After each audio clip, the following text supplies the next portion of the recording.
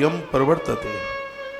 मार्कंडेय जी सुना रहे हैं कि भगवान भोलेनाथ ने जब वरुण देवता के यहाँ से नंदी को स्वीकार किया, कल आपने नंदी की कथा सुनी है, भगवान शंकर के द्वारा धरती पर जन्म लेने वाला बेताल, जिनकी कथा आप सुनेंगे। बेताल और कामधेनु गाय के माध्यम से एक बछड़े ने जन्म लिया और वही बछड़ा भगवान शंकर का वाहन नंदीश्वर के रूप में, जो आज नए श्रोता जुड़े हैं वो सुन लें, वही बछड़ा गौ बछड़ा वरुण देवता के यहाँ एक बार किसी भी प्रकार से जाना हुआ और उस वत्स को, उस बछड़े को भगवान भोलेनाथ ने अपने वाहन के रूप में स्वीकार किया है। व्यासपीठ से मैं निवेदन कर दूं, भगवान महादेव के बहुत गढ़ हैं, उनमें नंदी बड़े प्रमुख हैं। नंदी तो ऐसे समझ लो जैसे राम जी के हनुमान, ऐसे नंदी समझ लो। नंदी के कान में जो भी कुछ अपनी एप्लीकेशन सुना दी जाए, अपना प्रार्थना पत्र नंदी के कान में सुना दिया जावे, तो वो सीधा भगवान भोलेनाथ के ही पास पहुंचेगा, उसको कोई रोक नहीं सकता। नंदी के बिना तो मंदिर अधूरे होते हैं। शिव महापुराण में बड़ी महिमा है नंदीश्वर की। तो लिखा है कि तदाज्यम तु गवादीनम तथा सर्वं गवे स्थितम तदिदं सकलं विश्वं गवादीनं दुजतमा आजेन देवस्ताश्यन्ति यज्ञाजे प्रतिष्ठिता यज्ञाधानमिदं सर्वं जगत स्थावर जंगमम्। सुन लो, देवता घी से संतुष्ट होते हैं, घृत पर ही यज्ञ की निर्भरता है। समस्त स्थावर जंगात्मक जगत यज्ञ के अधीन है। पूरी दुनिया जो आपको दिखाई दे रही है, संपूर्ण सृष्टि अग्नि भगवान के अधीन है। यज्ञ किसके अधीन है? यज्ञ किसके अधीन है? यज्ञ घी के अधीन है। यज्ञ घी नहीं होगा तो यज्ञ कैसे होगा? इस कालिका पुराण की बात मुझे बड़ी अच्छी लगी, यज्ञ घृत के अधीन है। घी नहीं होगा तो यज्ञ कहां से होगा? तो फिर घी किसके अधीन है? वो लिखा है कि घी गौ माता के अधीन है। लिखा है तदाज्यम तु गवादीनम तथा सर्वम गविस्ततम। यज्ञ घी के अधीन है और घी गौ माता के अधीन है। यदि गौ माता ही नहीं होगी तो घृत कहां से आएगा? इसलिए ये ना कि ना प्रकार ना कालिका पुराण में भी लिखा है कि गाय को बचाने की पूरी कोशिश करो, रक्षा करो गौ माता की। तदिदम सकलम विश्वम गवादीनम द्विजोत्तमः। आखिर में लास्ट में यही लिख दिया है कि संपूर्ण सृष्टि है वो गौ माता के अधीन है। संपूर्ण सृष्टि गौ माता के अधीन है। याद रखिएगा, इस धरती पर 84 लाख योनियों में सबसे पहले कोई जीव आया है, उसका नाम है गौ माता। इसलिए सकल संपूर्ण सृष्टि की पूज्य है गौ माता। किसी भी धर्म में व्यक्ति क्यों नहीं जिंदगी जी रहा हो, सबसे पूर्व में आई हुई गौ माता है, इसलिए गौ माता सबकी पूज्य है। लिखा है वेतालस्य चतागा भुवंशा सर्व प्रिया सदा यदम सुनिया नित्यम वेतालस्य महात्मना। इसमें लिखा है पूरे संपूर्ण जगत में जितना भी गौवंश है, ये भगवान शंकर ही वेताल बनकर के आए हैं और ये वेताल की ही देन है। वेताल पूरी धरती पर जहां भी ये देशी गौवंश है, ये वेताल है। जो व्यक्ति नित्य महात्मा वेताल की संतान संतति के जन्म का विवरण सुनता है, यानी गौ माता के और वृषभ के जन्म की कथाएं सुनते हैं, उसके गोधन का तथा उसकी संपत्ति का कभी नाश नहीं हो सकता, ऐसा कालिका पुराण में लिखा है। जो इस कथा को सुनते हैं उनका धन नहीं मारा जाएगा, उनकी संपत्ति नष्ट नहीं होगी, उनकी संपत्ति जुआ शराब पर खर्च नहीं होगी कभी। ये महिमा है इस कथा की। जो भी कोई कथा कही जाती है उसका महात्म्य जरूर होता है। तो ये जो आप कथा सुन रहे हैं कालिका पुराण के अंतर्गत, तो ये इसकी यह महिमा है कि संपदा का दुरुपयोग नहीं होगा, संपत्ति अनावश्यक खर्च नहीं होगी, बिना काम के खर्च नहीं होगी। लिखा है वेतालस्य चतांगा भुवंशा सर्व प्रिया सदा या इदं शृणुया नित्यं वेतालस्य महात्मना। महात्मा बैताल के वंश की कथा यानी गौवंश की जो कथा सुनेंगे उनके जीवन में कभी संपत्ति का नाश नहीं होगा। बड़ी अद्भुत बात कही। वंशाना जन्म विपेंद्र स सुखी बलवान भवेत् न गावो नापि विभातस्य नश्यन्ति क्वचित्। लिखा है संपूर्ण जगत में जीव मात्र की रक्षा के लिए, उसको पौष्टिकता देने के लिए गौ माता का दूध, दूध नहीं गौ माता के दुग्ध को कालिका पुराण में अमृत कहा है। देवी देवताओं को इस दुग्ध से स्नान कराया जाए तो घर की वंश वृद्धि नहीं रुकती। ऐसी अद्भुत बातें कही गई हैं। न च भूपतिशाचा तम पश्यन्ति कदाचन बेताल सततम तस्य रक्षामाचरति स्वयं। भूत प्रेत पिशाच उन लोगों की फेरी कभी किसी घर में नहीं लगती जिस घर में गौ माता के लिए प्रथम रोटी, गौ माता के घृत से जिस घर में यज्ञ होता है, दिए जलते हैं, उस घर में कभी भी भूत और प्रेतों का चक्कर नहीं रह सकता। बड़ी सुंदर सुंदर बातें कही हैं। एक बार जयकारा लगाइए, बोलिए गौ माता की श्री। आप बैठ जाएं, जल्दी कथा चल रही है, आप बैठिए बस। ठीक है, सब बात में। हाँ ठीक है, बैठे। बोलिए बांके बिहारी लाल की जय। श्री हनुमान जी महाराज की जय। जय जय श्री राम जय जय श्री राधे श्याम।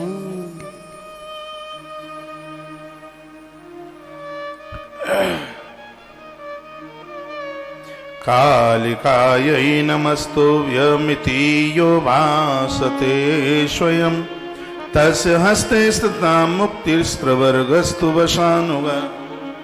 क्या सुंदर बात कही है। नवरात्रा के समय में जो कालिका पुराण की कथा सुनते हैं उनके जीवन में कभी भी भैया परिवार में संतति का अभाव नहीं हो सकता, ऐसा लिखा है। उन लोगों की उम्र आयु दिन दूना रात्रि चौगने के रूप में बढ़ती है जो कालिका पुराण की कथा सुनते हैं।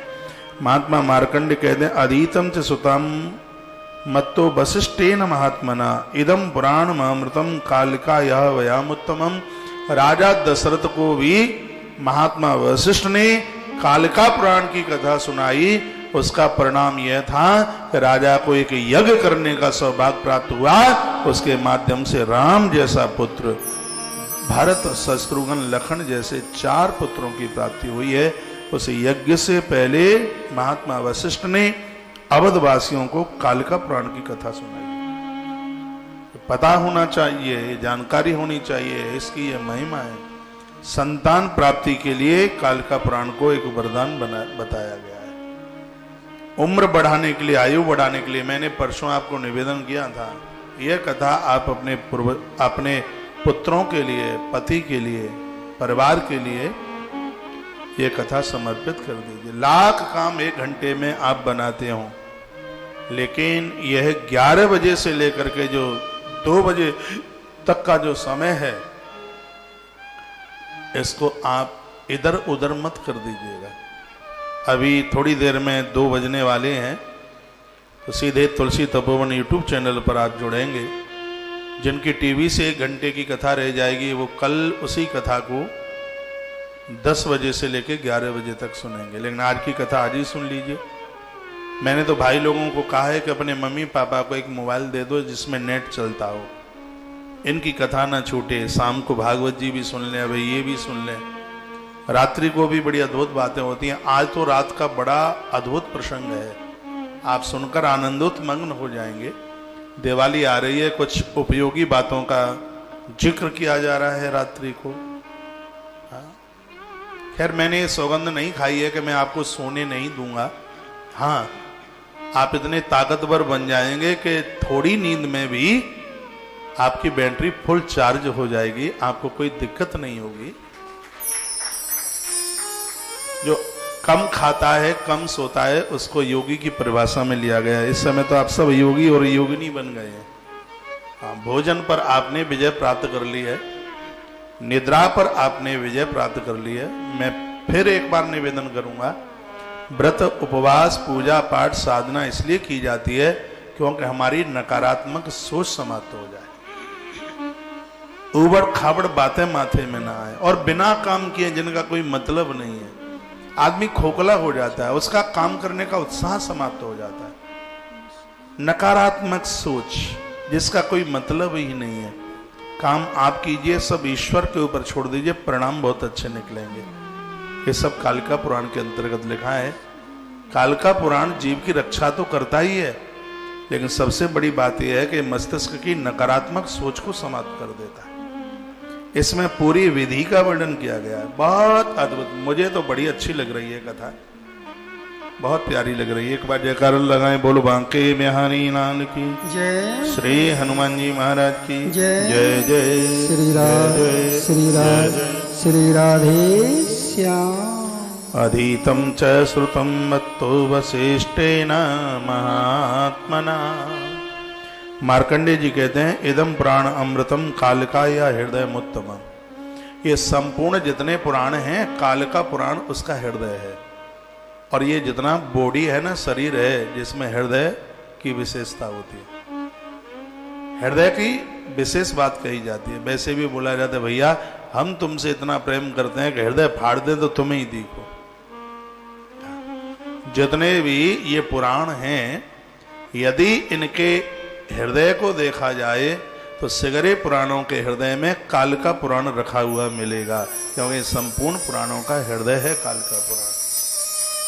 स्कंद पुराण जैसे पवित्र पुराणों में 12वें नंबर पर कालिका पुराण का जिक्र किया गया। और हमने कुछ सोचा ही होगा, विचार ही क्या होगा, तब आपके सामने कालिका पुराण सुनाने की बात रखी है। कोई तो बात होगी ही। और यह कालिका पुराण आपको इतना सब कुछ दे देगा, आप आनंद से भर जाएंगे। इतना सब कुछ, इतना बढ़िया, इतना बढ़िया, इतना बढ़िया होगा। और हम बड़भागी हैं, भाग्यशाली हैं, ऐसा ग्रंथ सुनने का सौभाग्य प्राप्त हो रहा है। लिखा है, तेन गुप्तमिदं सर्वं काम रूपे सुरालय। तेन गुप्तमिदं सर्वं काम रूपे सुरालय। तमिदानीं समाख्यातं व्यक्तीकृत्य महर्षया। क्या लिखा? तेन गुप्तमिदं सर्वं काम रूपे सुरालय। सुरा जानते हो? शराब को कहते हैं। बहुत ऐसे लोग हैं छिपके छिपके शराब पीते हैं, आपको बताते नहीं, और आप खोज भी करते हैं, पता भी नहीं लगता। तुम्हें रोकना भी न पड़े और वह इन अपराधों को छोड़ दें, उसके लिए कालिका पुराण वरदान है। तेन गुप्तमिदं सर्वम। जो लोग गुप्त अपराध करते हैं, गोपनीय अपराध, माँ बाप जी को पता भी नहीं लगने देते, ऐसी गलत हरकतें हैं, इन ऐसे तमाम अपराधों से बचने के लिए कालिका पुराण किसी वरदान से कम नहीं है। यस्माभिर्विनोदेयं गोप्यं लोकेषु सर्वदा सठाय चलचित्ताय नास्तिकाय जितात्मने। 60 लोगों को, मूर्ख लोगों को, अपराधी और अन्यायी लोगों के लिए वक्ता को चाहिए कथा नहीं परोसे। सजाग्र समझदार भगवदीय भजन भक्त, जो जिनको भक्तों के नाम से जाना जाता है, मां के प्रति जो अपनी अनूठी श्रद्धा रखते हैं, वक्ता को चाहिए कि ऐसे श्रोताओं को वो ये कथा जरूर सुनाए, अवश्य सुनाए। युष्वाभिरपि नोदेयं गोप्य लोकेषु सर्वदा। कालिका पुराण बड़ा गोपनीय सब्जेक्ट है। इसमें लिखी गई बातें बड़ी अद्भुत हैं। भक्ति श्रद्धा विहीनाय नादातव्यम कदाचन। जिनके अंदर भक्ति ही नहीं है, जो देवी देवताओं की बुराई करते हैं, यह प्रसाद उनके मतलब का नहीं है। इदम सकृतः पठेद यस्तु पुराणम कालिकावयम। जो इस कालिका पुराण को पढ़ते हैं, सकामान अखिलान, उसके संपूर्ण कार्यों की पूर्ति होती है। बच्चों को बढ़िया नौकरी मिलती है, पति पत्नी को सुंदर संतान मिलती है, अपना कारोबार, अपना भवन सब कुछ अपना होता है। माँ की कृपा से इष्ट के चरणों में प्रीति बढ़ती है। माँ जानकी को आप देखिए, माँ की ही तो कृपा थी कि राम जी मिले। उस वाटिका में, पुष्प वाटिका में स्तुति करती है। 2-3 चौपाइयां बड़ी अद्भुत हैं। राम कथा सुनाते होते तो विस्तार करते। जय जय गिरिवर राज किशोरी, जय जय गिरिवर राज किशोरी, जय महेश मुख चंद चकोरी, जय जय गिरिवर राज किशोरी, जय जय गिरिवर राज किशोरी, जय महेश मुख चंद चकोरी, जय जय गिरिवर राज किशोरी, जय महेश मुख चंद चकोरी, जय जय गिरिवर राज किशोरी, जय महेश मुख चंद चकोरी, जय गजबदन स, इधर ध्यान दे ले यार। जय गजबदन सरानन माता, जय गजबदन सरानन माता, जननी जननी दामिनी दुतिराता, जनक जननी दामिनी दुतिराता। आप रंभा जगदम्बा की स्तुति माता जानकी भी करती है, तो राम जैसे पति को माँ प्राप्त करती है। ये माँ की बड़ी कृपा है। तो आइए, सगर नाम के राजा ने महात्मा औरव को पूछा। गुरुवार बड़ी अद्भुत कथाएं इस कालिका पुराण की। आपने भगवान के दिव्य वाहन वृषभ नंदी की जो बात बताई, और आप कहते हैं कि बैताल के पुत्र, बैताल के माध्यम से इनका आना हुआ है, जन्म हुआ है। तो क्या आप हमें ये बता पाएंगे कि बैताल का जन्म किस प्रकार से हुआ? मैंने और भी एक और दूसरा नाम सुना है जो हमेशा महाकाल के पास ही रहते हैं, भैरव।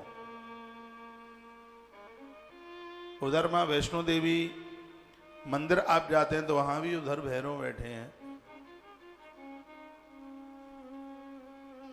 तो आप हमें ये बैताल और भैरव के जन्म की कथा सुना दें। ये मनुष्य योनि में कैसे प्रकट हुए और फिर इनको भगवान शंकर का गढ़त्व कैसे प्राप्त हुआ? तो मुझे लगता है कि देश में 90% से शायद ज़्यादा लोग हों जिनको ये बैताल के जन्म की कथा का पता ही नहीं हुआ। और कथा भी इतनी अद्भुत है कि यहाँ से कही जाए तो घंटे लग जाएं, ऐसी कथा है। जो इस बैताल की कथा को सुनते हैं उनके घर में भूत प्रेत इत्यादि का चक्कर नहीं रहता। ये इस कथा का ये प्रभाव है। सगर ने पूछा कि को सौ भैरव नामा भूत को बावे ताल संज्ञ का, कथम मातौ शरीरेण मानुषेण गणाधिपौ। भैरव कौन थे? बैताल कौन थे? ये मनुष्य शरीर में कैसे आए और शंकर के गढ़ कैसे बने?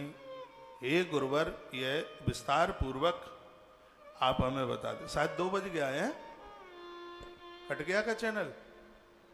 आइए 2 मिनट का मैं कीर्तन कराऊं, क्योंकि इनको सब यूट्यूब चैनल पर आना है उधर से। 2 बजे तक कथा चलेगी और आप सुनते रहिएगा बड़े भाव के साथ में।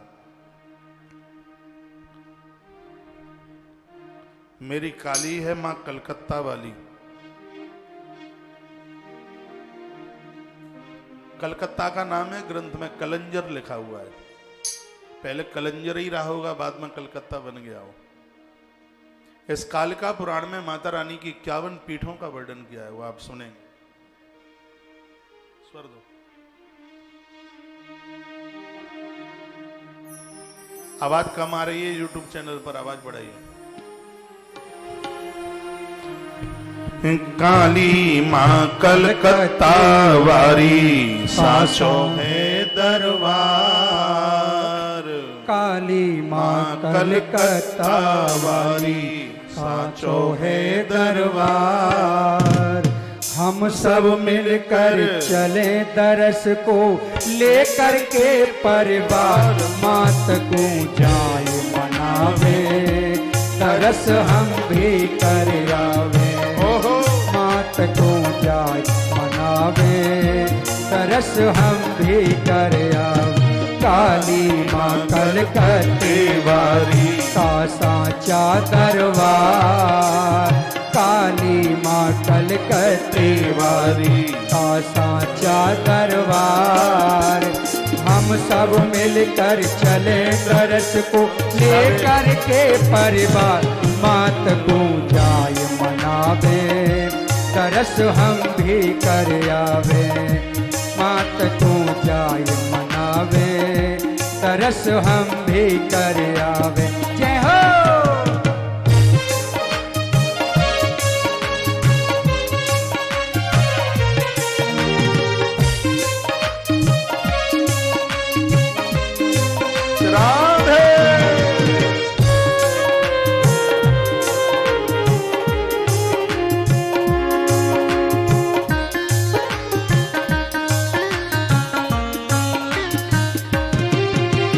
नवरात्रे चल रही है भर भर के जाए रही गाड़ी। नवरात्रे चल रही है भर भर के जाए रही गाड़ी। सब तैयारी है गई है बस तुम मत बनो अनारी। सब तैयारी है गई है बस तुम मत बनो अनारी। जल्दी चलो दरस करवे, जल्दी चलो दरस करवे। नहीं होगी मारा माँ ललन को जाए मुड़ावे दरस हम भी करे। ललन को जाए मुड़ावे दरस हम भी करे। काली माँ कलकत्ते वाली का साचो दरबार। काली माँ कलकत्ते वाली का साचो दरबार। हम सब मिलकर चले दरस को लेकर के परिवार। मात को जाए मनावे दरस हम भी कर आवे। मात को जाए मनावे दरस हम भी कर आवे। साचे दरबार की जय हो।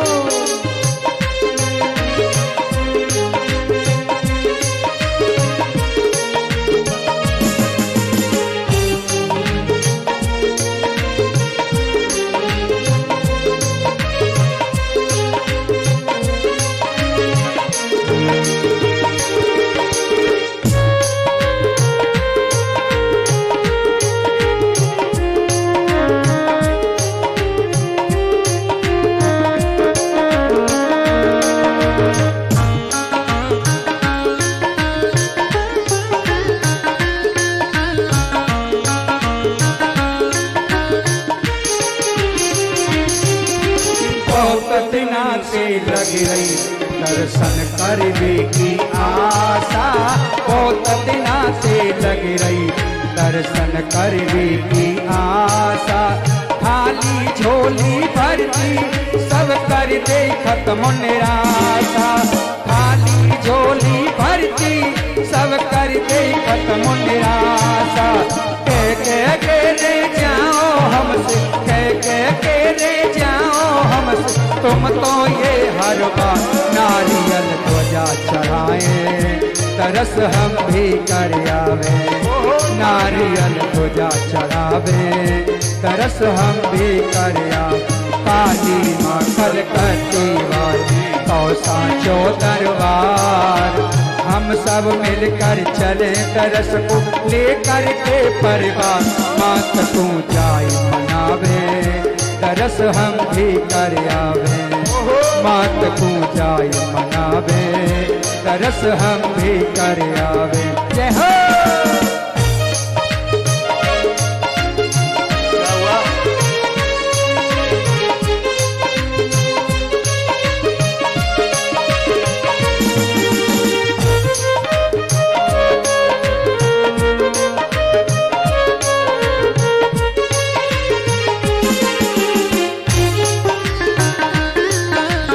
भवानी की जय हो।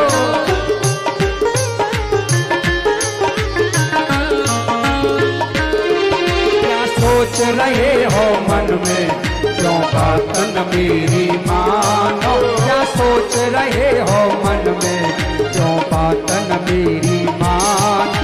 लाला के ताई मैंने मैया को धरो उठान। लाला के ताई मैंने मैया को धरो उठानो। दर्शन करके मैया को, दर्शन करके मैया को, झगड़ा तो होए हर बार। लौट गए जल्दी आवे, तरस हम भी कर आवे। लौट घर जल्दी आवे, तरस हम भी कर आवे। काली माँ कलकत्ते वाली तो सांचो दरबार। हम सब मिलकर चले दरस लेकर के परिवार। मात को जाय मनावे, दरस हम भी कर आवे। मात को जाय मनावे, दरस हम भी कर आवे।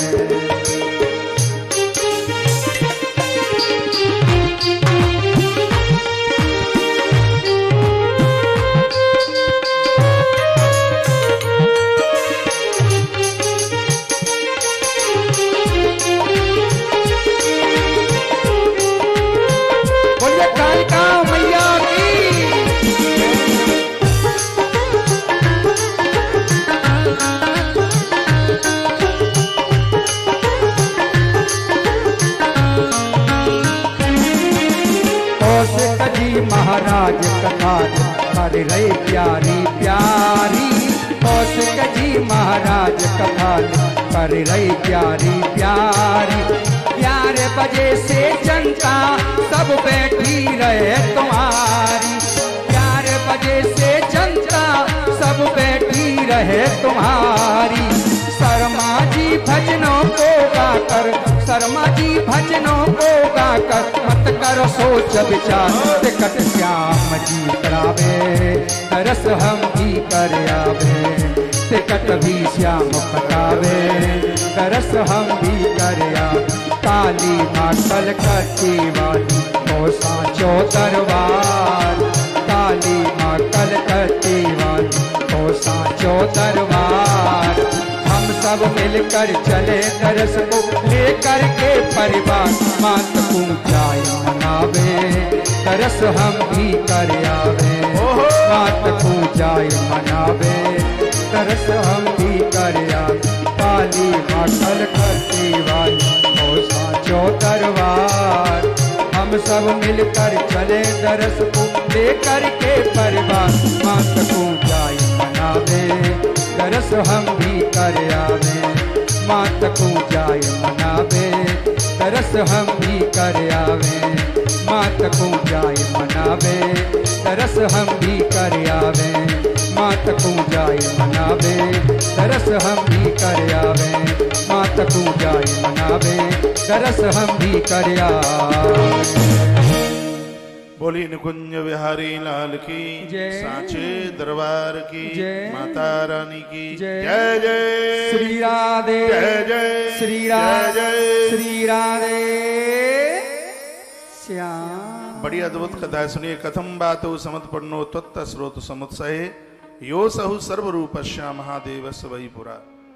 काय भाग सुतम पूर्वम श महाभैरवाव्यम सेवम किम भैराक्यम किम बाने दुजिशत्तमा। पूछा गुरुदेव यह बताइए कि भैरवनाथ कैसे प्रकट हुए, बेताल कैसे प्रकट हुए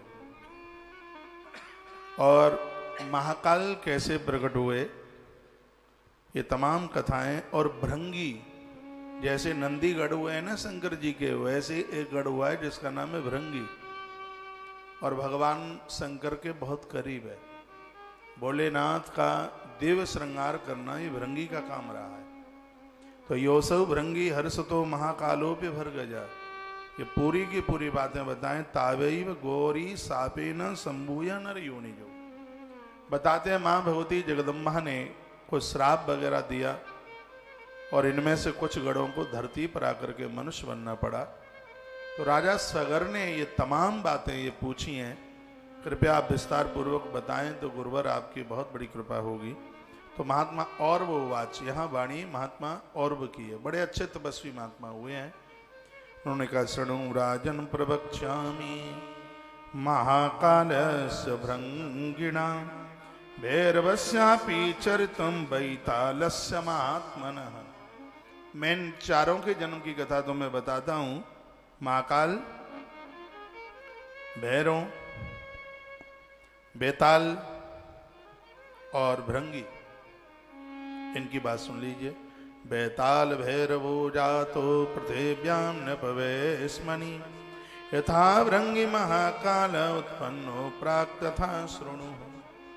ये सब भगवान शंकर के ही कुनबे में पैदा हुए, भगवान महादेव के यहाँ पैदा हुए हैं। ये सब किस प्रकार से हुए वो बात बताइएगा। बात उस समय की थी जिस समय तारकासुर का अन्याय हो रहा था। यह धरती अपराधों के साथ बिल्कुल हिल रही थी। स्थितियां बड़ी गंभीर थी। मां जगदम्बा के साथ भगवान हजारों वर्षों तक एक गुफा में प्रवेश कर चुके थे। आरब्धे मैथुने तैन नरवर्येण वैयु द्वात्रिशद वत्सरा राजन छड़वक चंद्र धारणा। यहां पर तो ऐसा लिखा है, शिव महापुराण में तो लिखा कि हजारों वर्षों का समय, लेकिन यहां लिखा है कि समय भले ही जगदम्बा के संग भगवान को हजारों वर्ष लगा होगा, लेकिन ये विवाह के 32 वर्ष के बाद की घटना है। भगवान भोलेनाथ का जो विवाह हुआ उसके 32 द्वात्रिशद वत्सरा राजन छड़ चंद्र धारण, 32 साल ऐसे लग रहा था कि छड़ों में निकल गया। भगवान शंकर जिस समय उस गुफा में थे 32 वर्ष व्यतीत हो गए तो देवता कंपित होने लगे। देवता सीधे ब्रह्मा जी के पास पहुंचे और ब्रह्मा जी से कहा कि हमें ऐसा लग रहा है कि तारकासुर से खटका हमें कम है और शंकर के द्वारा जन्म लेने वाला बालक उससे हमें खतरा ज्यादा है। पता नहीं हमें ऐसा क्यों लग रहा है। कारण कहा शंकर जी को इतना लंबा समय एक गुफा में हो गया, आप इसको कामनाएं नहीं कहोगे, काम की स्थिति नहीं कहोगे तो और इसको क्या कहोगे। देवता विधाता ब्रह्मा को कहते हैं कि संतान को जन्म देना धर्म है, लेकिन वहां काम वासना आ जाए तो जहां देव जैसी संतान को जन्म लेना हो वहां पर अन्यायी अत्याचारी निशाचर पैदा हो जाते हैं। ये बात बड़ी अच्छी लगी। ये देवता कह रहे थे विधाता ब्रह्मा। वंश वृद्धि के लिए एक संतान चाहिए, ऐसे भाव से संतान को जन्म दिया जाए। हे विधाता ब्रह्मा जी, वो तो ठीक है, लेकिन पति और पत्नी काम के पिटारे बनकर के संतान को जन्म दें, वहां तो मूर्ख औलाद, बेढंगी औलाद, अन्याय और अत्याचार करने वाली औलाद का जन्म होगा। तो 32 साल महादेव को उस गुफा में हो गए हैं, तो हमें नहीं लगता इतने लंबे समय तक पति और पत्नी जो कि उस गुफा से बाहर भी नहीं निकले, तो इनके माध्यम से कोई लाए, कोई बढ़िया संतान जन्म ले। देवता कहते हैं कि हमें सूझता नहीं है बिल्कुल। कथा तो कहानी के टाइप के रूप में कही जा रही है, लेकिन इन प्रसंगों से सीखने के लिए बहुत कुछ प्राप्त होता है। लिखा है एवं भूते संगमे च संकरिष्यामये सहा या पुत्रो जायते ब्रह्मण सा मामा भी भविष्यति। हमें नहीं लगता कि दोनों के माध्यम से जन्म लेने वाला बच्चा हमारा भविष्य बनेगा, ये हमें लगता नहीं है। इसलिए हे विधाता ब्रह्मा, कैसे भी कुछ आप कीजिए, भगवान महादेव को उस गिर गुहा से, गुफा से आप बाहर लेकर के आए। ये बोल दिया। विधाता ब्रह्मा उस समय कुछ बोले, का उमाया जायते पुत्रो यदि शंकर तेजसा अशक्य सर्वलोके सही इंद्रैरारपिशुरासुरा। भगवान शंकर और जगदम्बा भगवती का विवाह तो इसीलिए हुआ था कि दोनों के माध्यम से एक ऐसी संतान का जन्म हो जो कि उस बलि निशाचर को मारे। तारकासुर की कथा आप सावन के महीने में सुन चुके हैं शिव महापुराण में, तो उसका यहाँ चरित्र मैं हुआ नहीं सुनाऊंगा, क्योंकि जितना समय हम उसकी कथा में लगाएंगे उतना एक नया चरित्र और नहीं सुन लेंगे फिर। तो इसलिए मैंने हर पुराण में जो कथाएं आप प्राय रूप से सुनते ही रहते हैं, जिनका वर्णन भागवत जी में है, तो ऐसी कथाएं मैंने इस व्यासपीठ से आपके सामने रखी ही नहीं है, क्योंकि वो सुनना होगा तो रात को 6, सवा 6 बजे, 6:30 बजे भागवत जी चलती ही है, तो उसको आप उसमें आप सुन लेंगे। तो एक टाइम बचा करके मन की यही अभिलाषा रही है, कोई एक नया चरित्र, कोई एक नई कथा आपके बीच में रख दी जाए। तो मैं उस तारकासुर की कथा को तो ऐसे ही प्रणाम कर लेता हूँ। चरित्र है भगवान मौलेश्वर की बड़ी कृपा है, उसमें हम वंदन प्रणाम करते हुए आगे के लिए बढ़ रहे हैं। तारकस्य विधात शयिता स्याद् तेजसा तक्षाप्यम करिष्यामि वेतु ते मानसोज्वरः। तारकासुर ज्वर में बीमारी बन चुका था देवताओं के लिए, बड़ा कष्ट दे रहा था, बड़ी परेशानी हो रही थी, और ये भोलेनाथ का विवाह ही उसके उद्धार के लिए कराया गया। लेकिन शंकर जी तो 32 साल हो गए, बाहर निकल करके नहीं आते। तो देवता जब विधाता ब्रह्मा को ऐसा कह रहे थे, तो ये सबके सब स्तुति करने के लिए उस गुफा के दरवाजे पर पहुंच गए। ब्रह्मा जी कप्तान संग है, नहीं तो कहीं मारपीट ना हो जाए कोई, तो इसलिए एक प्रमुख आदमी को संग लिया। उस गुफा के सन्मुख खड़े होकर वो सब देवता स्तुति करने लगे महादेव की। क्या क्या कि प्रीत ये यस्य नारत्री ना कामो यन्मनो भव। हम जानते हैं प्रभु आपके हृदय में काम वासना कभी भी नहीं आ सकती। आपने ये विवाह निशाचर को मारने के लिए किया है, हम ये भी जानते हैं। न यस्य जन्मनो हेतु तस्मै तो व्यम नमो नमः। हमें ये भी पता है कि आप इस सृष्टि के कल्याण के लिए ही आपका रूप है, आपको कोई संसार की वासना छू नहीं सकती, ये हमें पता। यस्य लोक हिताये वही जातो जाया परिग्रह। आपको तो विवाह की भी कोई जरूरत नहीं है, आपको क्या विवाह की जरूरत है, लेकिन लोक हित के लिए आपका विवाह हुआ। त्रयंबकस्य नमस्तस्मै सा शिवहुना प्रसीदतु। हे त्र्यंबक, हम आपको वंदन प्रणाम करते हैं। महादेव का नाम त्र्यंबक क्यों है, महादेव का नाम चंद्रशेखर क्यों है, ये तमाम कथाएं इस कालिका पुराण में है। मां परांभा के माध्यम से भगवान शंकर की भी अद्भुत बातों का वर्णन इस पुराण के अंतर्गत किया गया, क्योंकि ये महाकाली है, वो कालों के भी काल महाकाल है वो। ये मां परांभा महाकाली अंत में भगवान शंकर का सहयोग करती है सृष्टि के उद्धार में। कल मैंने निवेदन किया है, नारी के 3 रूप हैं, लक्ष्मी है, सरस्वती है और महाकाली है। लक्ष्मी बनकर ये भरण पोषण करती है, सरस्वती बनकर के परिवार में ज्ञान पैदा करती है। आप जो भी ये पूजा पाठ करते हैं, आरती वगैरह जो भी ये माताएं सब कुछ करती हैं, उस समय उसका रूप मां सरस्वती का होता है। और जिस समय आप रसोई में भोजन बनाती हैं, सबको जिमाती हैं, उस समय आपका रूप महालक्ष्मी का होता है। लेकिन उस समय भी आपका एक दिव्य रूप है। कब? जब बच्चे गलती करते हैं तो उनको बिगड़ने से आप डांटती हैं।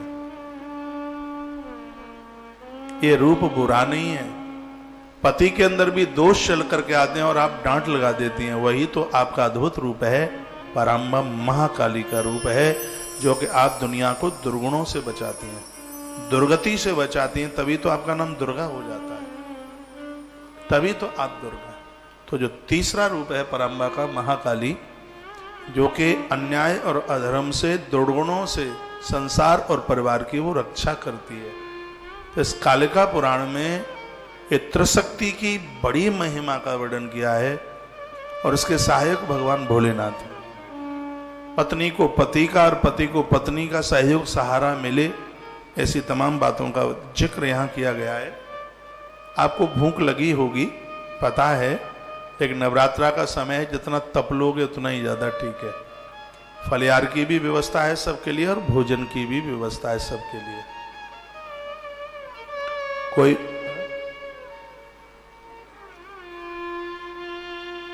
फलार बनाया जाएगा, बोल फटाफट, सुनाई नहीं पड़ता वहां तक, बड़े आलसी लोग हैं। मुझे पर्ची में लिख के क्या भेज दिया है कि फलार की व्यवस्था नहीं है, भोजन की व्यवस्था है। देख लो, ये लिखा है। इनको गद्दे बिछवा दो रसोई में। बोलो बांके बिहारी लाल की जय। श्री हनुमान जी महाराज की जय। जय जय श्री राधे जय जय श्री राधे जय जय। श्री राधे श्याम। भगवान का नाम त्र्यंबक, चंद्रशेखर, ये सब नाम कैसे बढ़े हैं इस कथा के माध्यम से आप सब सुनेंगे। थोड़ा सा आप अपना ध्यान इधर एकाग्रचित्त कर दीजिएगा तो बहुत आनंद आएगा। तो देवता लोग स्तुति कर रहे थे भोलेनाथ की, कहते हैं यस्य लोकहितायेव जातो जाया परिग्रह त्र्यंबकाय नमस्तस्मै स शिवो न प्रसीदतु। हे भोलेनाथ, हम जानते हैं कि आपने विवाह भी जगत कल्याण के लिए किया है। ऐसा भाव आप लोग भी अपने मन में रखा करें। आपने विवाह इसलिए किया क्योंकि आप ध्रुव और प्रहलाद जैसी संतान को जन्म दे सके। टाइम हो तो बैठिएगा, ठीक है? पीछे से के दरवाजे से आ जाइए। जगन्मयी योग निद्रा विष्णु माया बली असी तस्या भवत स्वयं जाया तस्मै तोभ्यम नमो नमः। स्वयं विष्णु माया भगवती स्वयं आपकी पत्नी बन करके आई है।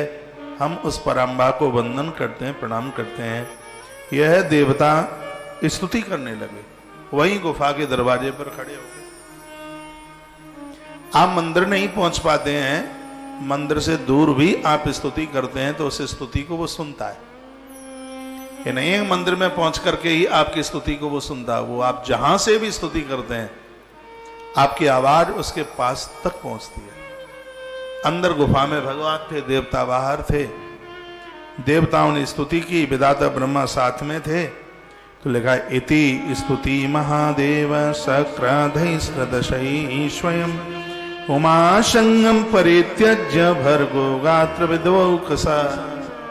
उमा का संग छोड़ करके भगवान शंकर गुफा से बाहर निकल के आए। देवताओं को देखा, बड़ा आदर किया, मान किया। और भोलेनाथ ने पूछा कि अथ तान ससुरान प्राहा महादेवस्पुरस्नव। महादेव आपको पूछता है किमर्थ आगता यूयम तन्मे बदत निर्जरा। इस निर्जर वन में आप सब देव क्यों आए? आने का कारण क्या है वो मुझे बताइए। तमश्रुत्रदसा सर्वे ब्रह्म शक्र पुरोगमा तन महामेथुनाद वर्गा व्याकुलम सकलम जगत। तो वह देवता बोले कि हे देव, आप लंबे समय से इस गुफा के अंदर हैं। 32 वर्ष से ज्यादा समय हो गया है, उससे देवता लोग व्याकुल हैं। और उन्होंने अपने हृदय की वह बात बोल ही दी है का 24 घंटे पति और पत्नी की यह संगति, यह फिर ये लगता नहीं है कि उससे कोई लायक संतान ऐसी जन्म ले जिससे इस देश, राष्ट्र और दुनिया का भला हो। ये बात इतनी अद्भुत बात कही है। बहुत बातें ऐसी हैं कि मैं इस पवित्र व्यासपीठ से पर्दा खोल करके नहीं कह सकता, लेकिन व्यासपीठ की मान्यता है, मर्यादा है। बहुत बातें ऐसी हैं जिसको कि श्रोता को इशारे में ही समझना चाहिए। तप्ता महामेत्रम दुर्तमात्रम नियोजनम ये श्रुता वचस्तस्या ब्रह्मणः परमात्मनः उवाच शंकरो दैव नातिष्ठमना इव। भगवान शंकर ब्रह्मा के वाक्यों को सुनकर प्रसन्न नहीं हुए, क्योंकि इन देवताओं ने शंकर के अंदर कुछ और ही समझ लिया। देवताओं को लग रहा था कि महादेव के ऊपर कामनाएं भूत के रूप में सवार हो चुकी हैं, लेकिन ऐसा कुछ था नहीं। भगवान शंकर कहते हैं कि मेरी शक्ति को धारण करने के लिए किसी के पास ताकत नहीं है। मेरी शक्ति को जब तक कोई धारण न करे तब तक संतान का जन्म किस प्रकार से होवे।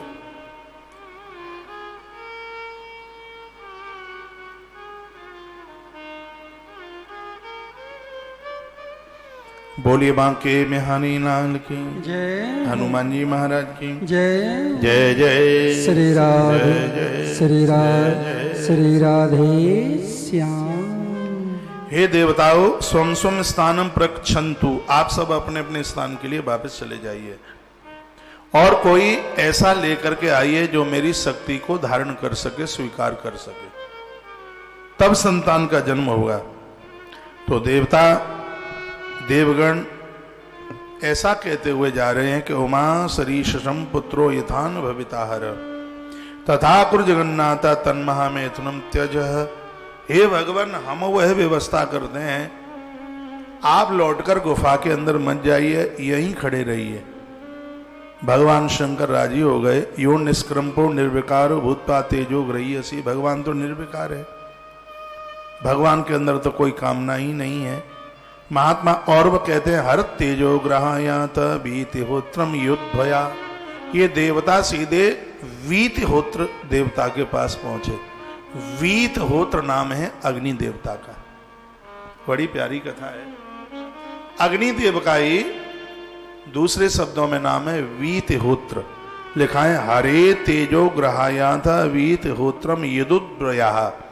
देवता लोग उनके पास पहुंचे, जाके वंदन प्रणाम किया। अथ ब्राह्मण मामत्र तदुन्यांगा पिपावकम। अग्नि की जाति ब्राह्मण की है। यहां हर चीज वर्ण में बटी है, इसलिए कोई वर्ण का विरोध नहीं कर सकता। गाय है ब्राह्मण जाति में है, घोड़ा है क्षत्रिय जाति में है, ये जितने भी वृक्ष हैं पेड़ हैं वो भी वर्ण में बटे हैं, देवता हैं वर्ण में बटे हैं, पूरी सृष्टि वर्ण में बटी है, नहीं तो यहां की व्यवस्था ही गड़बड़ हो जाएगी। हाँ, ये चतुर्थ वर्ण में बटी हुई ये प्रकृति की परमात्मा की एक व्यवस्था है। तो यहां पर बड़ा अद्भुत वाक्य लिखा है अथ ब्रह्मणा मामात्रम तदुज्ञापत स्तुपाव। स्वयं विधाता ब्रह्मा अग्निदेव के पास गए। सेन्द्रा देवगड़ा सर्वे हरमु च उरिदम बचा। इंद्रदेव राजेंद्र ने भी अपनी प्रार्थना सुनाई और ये कहा आप भगवान भोलेनाथ की शक्ति को स्वीकार कीजिए जिसके द्वारा एक वलिष्ठ संतान का जन्म हो जो कि हम देवताओं का वह कार्य करे। अग्निदेव चल करके आए और भगवान महादेव की शक्ति को अग्नि देवता ने स्वीकार किया। कुछ तो अग्नि ने स्वीकार किया और कुछ पहाड़ के ऊपर उस शक्ति का गिरना हुआ। तो देखा गया कि उस पहाड़ के ऊपर भगवान शंकर की शक्ति के द्वारा दो ही पुत्र, दो बच्चों का जन्म हो गया। यहाँ कालका पुराण में लिखा है, उनके नाम भी लिखे हैं। तयोस्तु कड़ियो सद्य संभूतो संक्रात्मजो। भगवान शंकर के पुत्र माने गए। एक भृंग समाह कृष्णो भिन्ना अंजन भू परहा भृगु भस्म तदा ब्रह्मो नाम भृंगी चाकरोत महाकृष्ण रूपस्य महाकालेति लोकव्रत। उस भगवान शंकर की शक्ति से उस पहाड़ के ऊपर दो बच्चों का, दो पुत्रों का जन्म हुआ। एक का नाम भृंगी रखा गया और दूसरे का नाम महाकाल रखा गया। ये भगवान की शक्ति से प्रकट हुए। जो नंदी के बाद जो आप भृंगी की बात सुनते हैं, ये भगवान शंकर की इस शक्ति से इस भृंगी और महाकाल। उज्जैन में भगवान शंकर महाकाल, वो पिंडी का नाम है। महाकाल भगवान शंकर का एक गढ़ और है जिसमें भगवान शंकर के पूरे परिवार की पूजा होती है, तो उसमें उसकी पूजा होती है। जितने भी देवता हैं सबसे ज्यादा गढ़ तो भोलेनाथ के ऊपर ही, भोलेनाथ के पास में। तो उन गढ़ों में एक है भृंगी जो कि भगवान शंकर का श्रृंगार करते हैं। महाकाल भगवान को किसी की सहायता की जरूरत नहीं है, फिर भी महाकाल भगवान महादेव के अंग रक्षक बन करके चलते हैं। यह भृंगी और महाकाल ये प्रमुख गढ़ हैं शंकर जी के। जब कोई मिलने को आता है तो दरवाजे पर ये दोनों खड़े होते हैं। ये चाहें तो किसी को मिला दें और ये ना चाहें तो ना मिलाएं। एक का नाम है भृंगी। इनको सेवा ही यह दी गई है कि महादेव के दरवाजे पर ये दोनों के दोनों गढ़ रहेंगे खड़े। एक का नाम है भृंगी और एक का नाम है महाकाल। ततस्तौ पालयामास शंकर प्रमोद करई अपरणया चाप तथा क्राम आवंती या वर्धितौ प्रबद्धौ तु महात्मान हरिगा प्रतिपालयु क्रमाद गढ़सौ कृत्वा तौ हरु द्वार नियोजयत शब्द लिखा है। भगवान शंकर के द्वार पर प्रमुख रूप से इन दोनों को गढ़ बनाया गया। एक का नाम है भृंगी और दूसरे का नाम है महाकाल। तब राजा सगर ने महात्मा औरव को कुछ और भी बातें पूछी। का उत्सृष्ट अग्नौ यत्ते तजा किम व्रतम द्विजोत्तम तदप्यम स्रोत इक्ष्वसु संक्षेपाय तदस्व में। चलो ये तो शक्ति पहाड़ के ऊपर गिरी, 2 पुत्रों का जन्म हुआ, लेकिन अग्नि देवता ने जिसको स्वीकार किया है, क्या उससे भी किसी संतान का जन्म हुआ?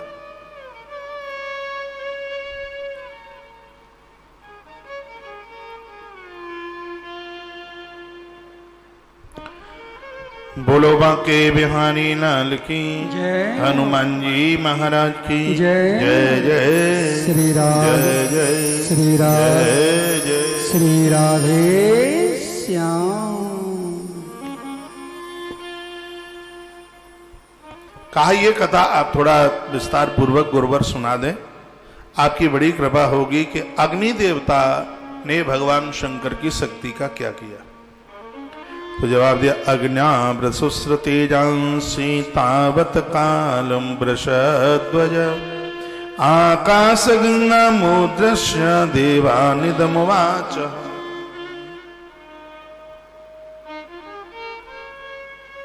आकाश में रहने वाली एक गंगा है, उसको आकाश गंगा के नाम से जाना जाता है।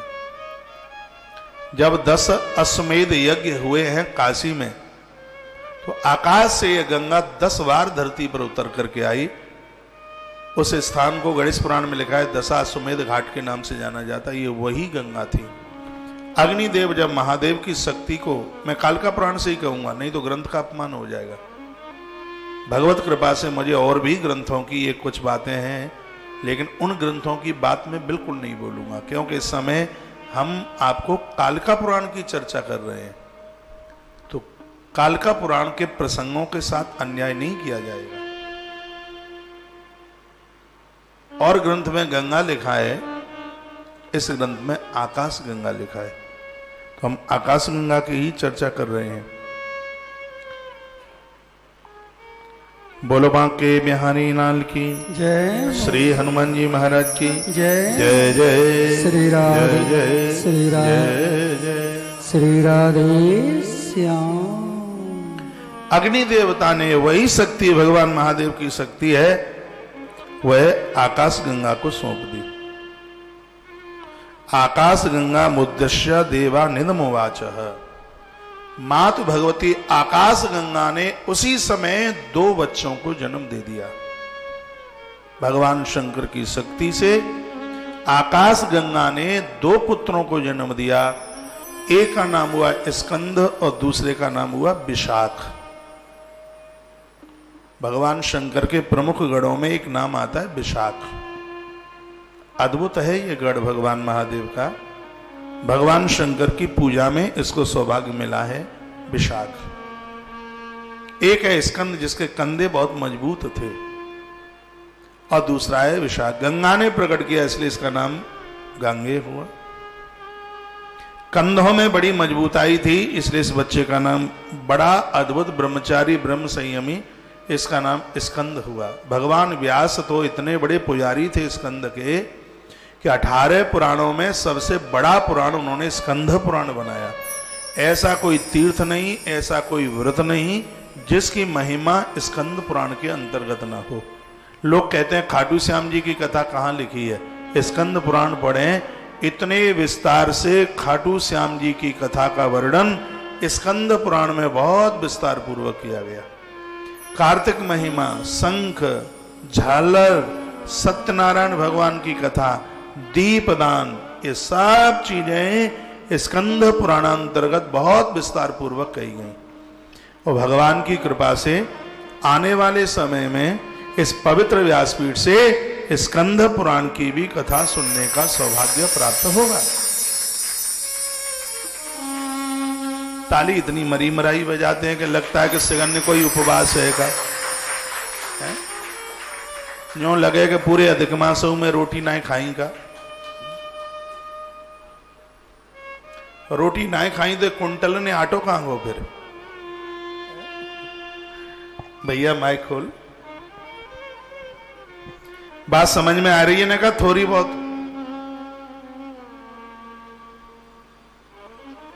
जय सिया राम।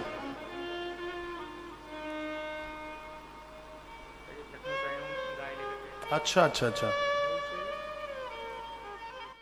कोई दिक्कत तो नहीं आई? हाँ, थोड़ा तो पुलिस वाले करते ही है। योगी जी की सरकार है, क्या गाय ऐसे ही थोड़ी निकल जाएंगी ट्रक में? हाँ, ये लखनऊ से आए हैं, 10 गाय लेकर के आए हैं तुलसी तपोवन गौशाला में। बहुत बढ़िया। सिगरी देसी है पूरी? ठीक है, बहुत बहुत धन्यवाद।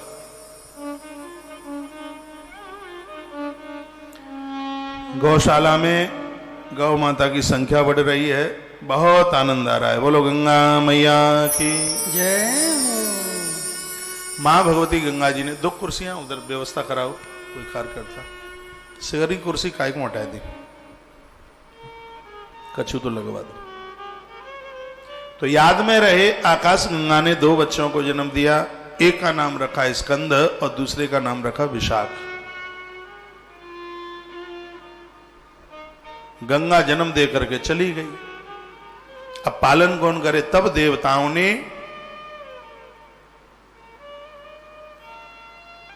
सप्त ऋषियों की देवियों को वंदन करके कहा। जो सप्त ऋषि थे ना, उन देवियों को वंदन प्रणाम करके कहा। और उस दिन वो नदियां नहाने को 7 में से 6 आई। 7 नहीं आई, वो 6 आई कार्तिक स्नान करने के लिए। ये कार्तिक में स्नान करती थी, हर वर्ष पूरा कार्तिक में स्नान करती थी। तो उन सप्त ऋषियों की देवियों को कृतिका के नाम से जाना जाने लगा। तो उन सप्त ऋषियों की 6 देवियों ने इस बालक स्कंद का लालन पालन किया और उन देवियों को कहते थे कृतिका, और कृतिकाओं ने इसका लालन पालन किया, इसलिए इसी पुत्र का नाम कार्तिकेय हुआ। भगवान के पुत्र भी हैं और भगवान के गढ़ भी हैं। गणेश जी शंकर के पुत्र भी हैं और भगवान के गढ़ भी हैं। ये जितना भी ये आप सुनेंगे, ये सब भगवान शंकर के अंश से ही पैदा हुए हैं। भगवान शिव के अंश से ही ये सब प्रकट हुए हैं। तो ये ध्यान में रहेगा, महाकाल, भृंगी और विशाख और कार्तिकेय 4 का जन्म हो गया। हैगो के ना हैगो? 4 को हैगो। हाँ, अब आगे आप सुनते रहिएगा। भगवान शंकर बहुत समय के बाद में उस गुफा में पहुंचे, अंदर प्रवेश किया। तो मां भगवती जगदम्बा ने पूछा महादेव को, प्रभु बड़ा लंबा समय निकला, कहां चले गए थे?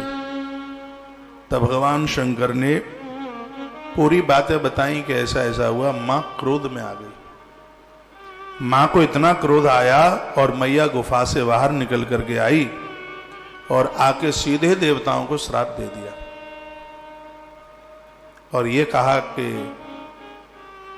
आपने सुरति कार्य के समय पर मेरे पति को मुझसे अलग किया। हे देवताओं, तुम स्वार्थी हो, मैं तुम्हें श्राप देती हूं। तुमने मेरी कोख से बच्चे को जन्म नहीं होने दिया, तुमने महादेव को पहले बुलाया। मैं तुम्हें श्राप देती हूं कि तुम्हारी भी पत्नियां बांझ रह जाएंगी, उनको कोई संतान नहीं होगी।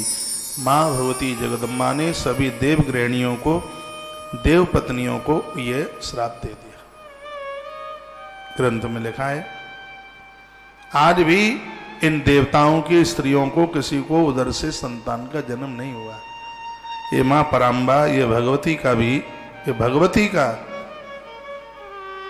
ये श्राप था। एक बार जयकारा लगाओ, बोलो बांके बिहारी लाल की जय। श्री हनुमान जी महाराज की जय। जय जय श्री राम, जय जय श्री राम, जय जय। श्री राधे श्याम। समय चलता रहा, थोड़ा सा आगे समय बढ़ा। एक दिन की बात थी, मां पराम्बा भगवान शंकर के पास में आई। कुछ वार्ताएं हुई, वो महाकाल और भृंगी दरवाजे पर लगे हुए थे। बहुत देर हो गई थी मां को भगवान महादेव के पास। जब मैया अंदर से निकल करके गई तो मां के केस खुले हुए थे, मां का जूड़ा खुला हुआ था। तो उस महाकाल और भृंगी ने मां के प्रति कुछ विकार युक्त शब्द माथे में चल करके आए और दोनों एक दूसरे को खिलखिला करके देख करके हंस पड़े। मैया ने देख लिया। मैया ने कहा, कहीं के दूर तो हमारे अंदर तुम कमी देखते हो, और बंदर जैसा मुंह लेकर के और हमें हमारी तरफ देख करके तुम मुस्कुराए। मैं तुम दोनों को श्राप देती हूं कि धरती पर तुम दोनों जाकर के मनुष्य बनेंगे और बंदर ही जैसा तुम दोनों का मुख होगा। ये मैया ने श्राप दे दिया। किसको? भृंगी और महाकाल को। बड़ी लंबी कथा है, अद्भुत कथा है।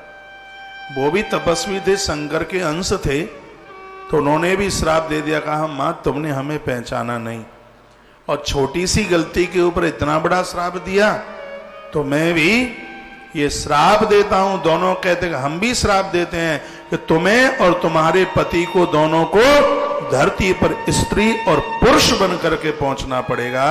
हम धरती पर मनुष्य भी बनेंगे तो हम तुम्हारे ही बनेंगे, किसी और के नहीं बनने वाले। ये महाकाल और भृंगी ने दोनों ने श्राप दे दिया, पराम्बा को श्राप दे दिया।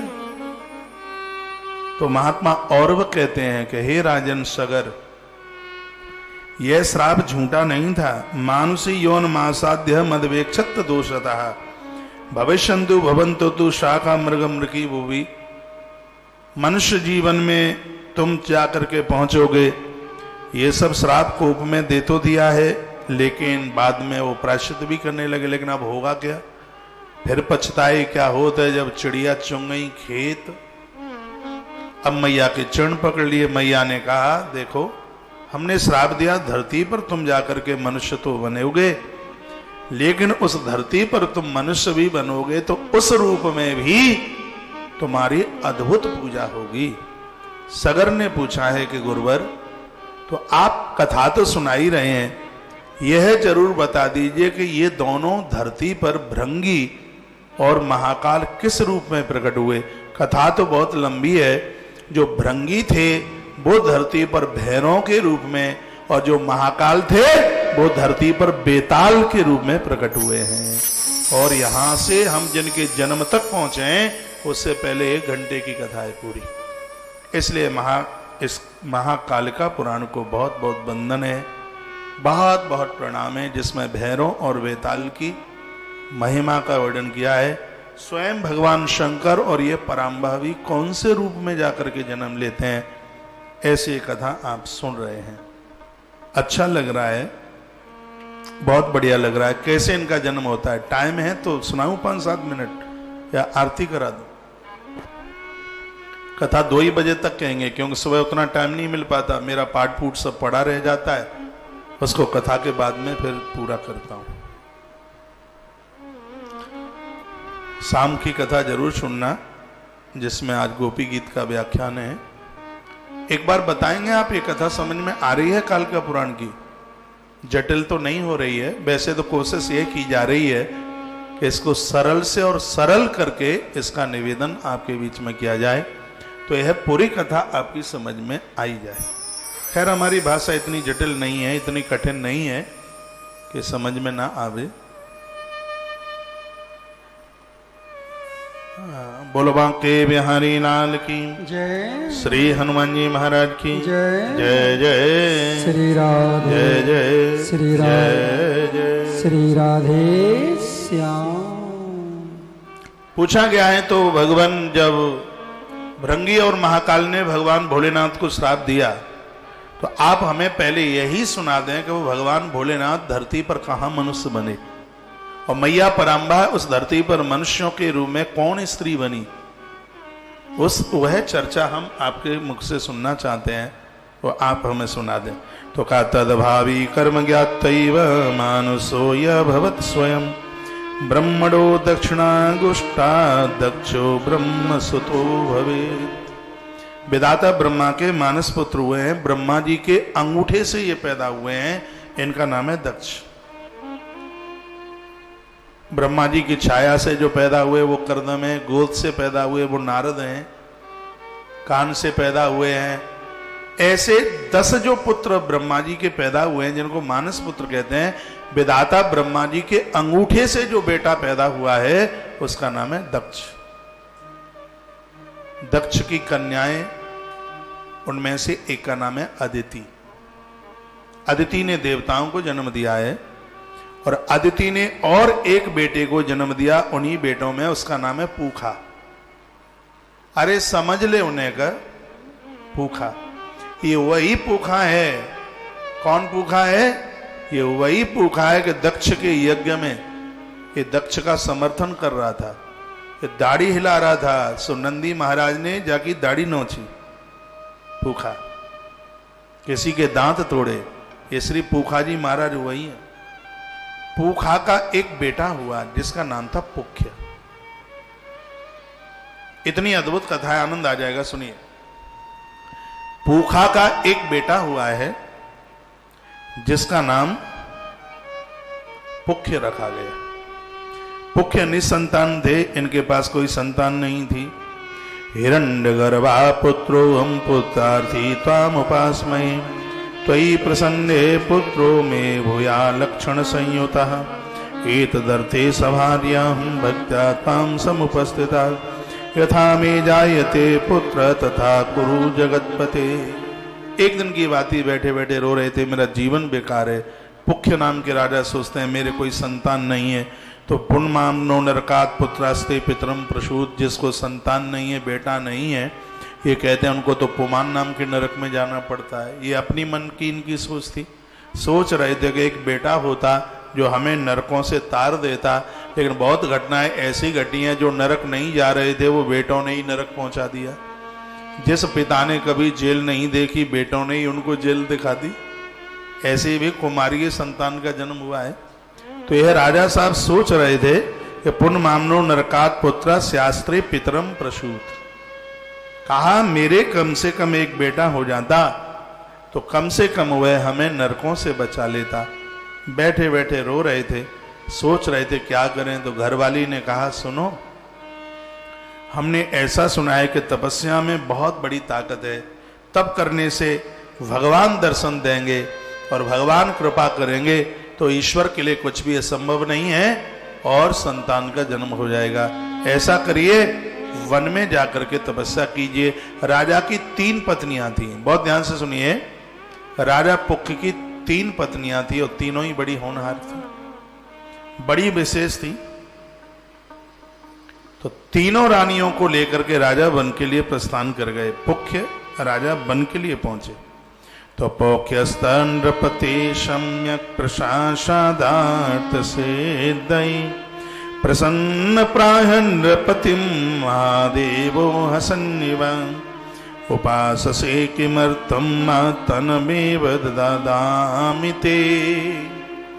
वन में जाकर के पुख्य नाम के इस राजा ने, बड़ा अद्भुत वृषध्वज भगवान शंकर का नाम है, भगवान भोलेनाथ का अद्भुत अर्चन और व्रत किया। भगवान शंकर की पूजा पुख्य ने बहुत बड़ी तपस्या की। ग्रंथ में लिखा है कि 2 वर्ष के बाद भगवान शंकर प्रसन्न होकर इसकी पूजा पर प्रसन्न हो गए। ज्यादा टाइम नहीं लगाया, बहुत शीघ्र ही देवता प्रसन्न होने वाला है, वो महादेव है। इसलिए कहा जाता है कि आशुतोष तुम अब डरदानी, आशुतोष तुम अब डरदानी, आरत हरो दीन जन जानी। आशुतोष तुम अब डरदानी, आशुतोष तुम अब डरदानी, आरत हरो दीन जन जानी। आशुतोष तुम अब डरदानी, आशुतोष तुम अब डरदानी, आरत हरो दीन जन जानी। आशुतोष तुम अब डरदानी, आशुतोष तुम अब डरदानी, आरत हरो दीन जन जानी। आशुतोष तुम अब डरदानी, आरत हरो दीन जनु जान। बोलिए शंकर भगवान की जय। श्री हनुमान जी महाराज की जय। जय जय श्री राधे जय जय श्री राधे जय जय। श्री राधे श्याम। बहुत शीघ्र ही प्रसन्न हो जाने वाले देवता भगवान महादेव हैं। और जब ऐसी तपश्चर्या की तो मां भगवती जगदम्बा काली के साथ में भगवान भोलेनाथ प्रकट हो गए। जो ही भगवान शंकर प्रकट हुए तो राजा और उनकी तीनों रानियां भगवान के चरणों में गिर पड़ी, वंदन किया, प्रणाम किया। भगवान भोलेनाथ ने कहा वरदान मांगिए, क्या चाहते हो, जो तुम दोगे वह हम देने को बिल्कुल तैयार हैं। तत्र पुत्रा अर्थनम भूपा प्रसन्नो वृषद ध्वजा। राजा ने आंख में आंसू लेकर के रो पड़े हैं, आंख में भर आई, आंखें भर आई। मां पराम्बा ने कहा कि राजा को क्या चाहिए तुम नहीं जानते हैं क्या, तुम्हें पता नहीं है? आपको प्रभु बिल्कुल पता है। राजा ने वंदन प्रणाम किया और रो रो करके कहा भगवान मेरी 3 पत्नियां हैं और मेरे पास संतान नहीं है, आप कृपा कर दीजिए कि मुझे एक पुत्र का, मेरे यहां एक पुत्र का जन्म हो जाए, ऐसी कृपा कर दीजिए। अब भगवान ने सोचा मेरी स्तुति तो तीनों ने की, अब एक को पुत्र हो जाए 2 को ना हो तो भी है, ये ठीक नहीं है। मैं कुछ ऐसा करता हूं कि मैं खुद ही अकेला, मैं खुद इन तीनों देवियों का पुत्र बन करके प्रकट होऊंगा। भगवान ने मन में ऐसा विचार कर लिया भोलेनाथ ने। अब सुनो कथा का आनंद। भगवान शंकर जिस समय चले तब विधाता ब्रह्मा ने कहा रुको। भोलेनाथ रुके, कहा बोलिए। कहा जिस राजा को वरदान देने को तुम जा रहे हो उसको एक पुत्र की जरूरत है, इसलिए हे भोलेनाथ ये फल लेते जाइए, ये फल दे दीजिएगा। अब ब्रह्मा जी ने तो ये तो कहा नहीं था कि 3 रानियां हैं तो यह फल, एक ही फल तीनों को, लेकिन भगवान शंकर के मन में ऐसी क्या बात आई, भगवान भोलेनाथ ने कहा कि हे राजन ये फल लीजिए और ये फल बांट करके अपनी तीनों देवियों को दे दीजिए। ये भगवान शंकर राजा पुख को बोले, चरणों में वंदन प्रणाम हुआ है और उसके तत्पश्चात राजा अति प्रसन्न होकर के घर चल करके आया। और समय आने पर ऋतुकाल के समय के तत्पश्चात राजा पुख्य ने उस फल के 3 भाग किए और एक एक भाग तीनों देवियों के हाथ में दे दिया। तीनों देवियों ने उस फल को लिया। लिखा है एकस्या जठरे शीर्ष भागस्ते संभवेष्यति। बहुत प्यारे श्लोक हैं। तीनों देवियों ने उस फल के एक एक हिस्से को लिया। समय आने पर 10 महीने के तत्पश्चात एक साथ एक ही समय तीनों देवियों ने एक एक बच्चे को जन्म दिया। लेकिन स्थिति क्या थी वो और सुन लें। एक ने जन्म दिया, वो सिर्फ अकेला मस्तिष्क था, क्योंकि फल के 3 भाग किए थे ना। तो एक ने जो जन्म दिया है वो सिर्फ मस्तिष्क का जन्म हुआ, सिर्फ इतना सा मस्तिष्क निकल के आया। आपका ध्यान नहीं है इधर। दूसरी ने जन्म दिया तो उसका सिर्फ कटी प्रदेश चल के आया, यहां से मस्तिष्क से नहीं लेके कमर तक का स्थान। और तीसरी ने एक बच्चे को जन्म दिया तो उसके कमर से लेकर के नीचे पाम तक, यानी एक बच्चे का जन्म 3 माताओं ने 3 टुकड़ों में किया। लेकिन आनंद की बात यह थी कि टुकड़े तीनों ही सजीव थे, तीनों में प्राणों का संचार हो रहा था। लेकिन जब 3 देवियों ने जब 3 भाग में एक बच्चे को जन्म दिया तो राजा को बड़ी चिंता हुई। राजा रुदन करने लगा, भगवान महादेव का आह्वान किया। स्पष्ट कहा अधो नाभ्यास तो वो भाग सो परस्या भविष्यति तक्ष खंडत्रयम। 3 खंडों में बच्चे ने जन्म लिया तो राजा बड़ा दुखित था, बहुत रो रहा था। उस समय वहां पर स्वयं भगवान भोलेनाथ स्वयं प्रकट हो गए और कहा राजन इन बच्चों के तीनों टुकड़ों को एक बार अपने हाथों से जोड़ करके देखिएगा। तो नीचे का भाग, उसके ऊपर मध्य का और उसके ऊपर फिर ऊपर का भाग जैसे ही रखा है तो वो तीनों के तीनों टुकड़े आपस में जुड़ गए और एक बालक की आकृति बन करके तैयार हो गई, जिसके माथे के ऊपर चंद्र रेखा थी। तस् शीर्षा चंद्र रेखा सहसा संभविष्यति। भगवान शंकर कहते हैं, हे राजन, हमारा वरदान है तुम्हारे लिए, ये बालक अपने आप में अद्भुत होगा और लोग इसको चंद्रशेखर के नाम से जानेंगे। तो महात्मा औरव कहते हैं, हे राजन सगर, इस राजा पुख्य के यहाँ जो भृंगी और महाकाल ने जो श्राप दिया था ना जगदम्बा को और शंकर को कि उन्हें धरती पर मनुष्य बन करके आना पड़ेगा, तो स्वयं भगवान शंकर राजा पुख्य के पुत्र चंद्रशेखर बन करके आ गए हैं। इसलिए 1000 नामावली में भगवान भोलेनाथ का एक नाम चंद्रशेखर भी है। राजा सगर ने कहा, तो मां भगवती जगदम्बा का जन्म किसके यहाँ हुआ, वह भी सुना दीजिए। तब और ऋषि ने कहा, अरे सगर, वो तो हम कल तुमको सुनाएंगे 11 बजे, आज नहीं। कल मां भगवती जगदम्बा इस धरती पर मृत्यु लोक में किसके घर में आके जन्म लेती है, इतनी अद्भुत कथा है। काल का पुराण आप पहली बार सुन रहे होंगे। आयु बढ़ाएगी, वंश वृद्धि बढ़ाएगी, परिवार में किसी की अकाल मृत्यु नहीं होने देगी। इस कथा का इतना बड़ा प्रभाव है। ये मां परम्बा की कृपा से ही सुनने को प्राप्त हो रही है, नहीं तो ये बिल्कुल संभव नहीं थी। एक बार माता रानी के चरणों में हम और आप सब वंदन और प्रणाम करते हैं। हे माँ, सर्वा बाधा विनिर्मुक्तो धन धान्य सुतान्विता मनुष्यो मत प्रसादे न। जब तेरी कृपा होती है तब मनुष्य तो दिन दुना रात्रि चौगने के रूप में उभरता है। माँ, तू है तो सब कुछ है और तू नहीं है तो कुछ भी नहीं है। तो मैं आप सबको आरती की तरफ लेकर के चलूँगा। मुझे विश्वास है कि आज की कथा आप सबकी समझ में जरूर आई होगी, ऐसा मुझे। अब ये तो आप जाने कि आप कितने नंबर देंगे। यदि कथा बढ़िया लगी है तो वीडियो को लाइक करना ना भूलिएगा।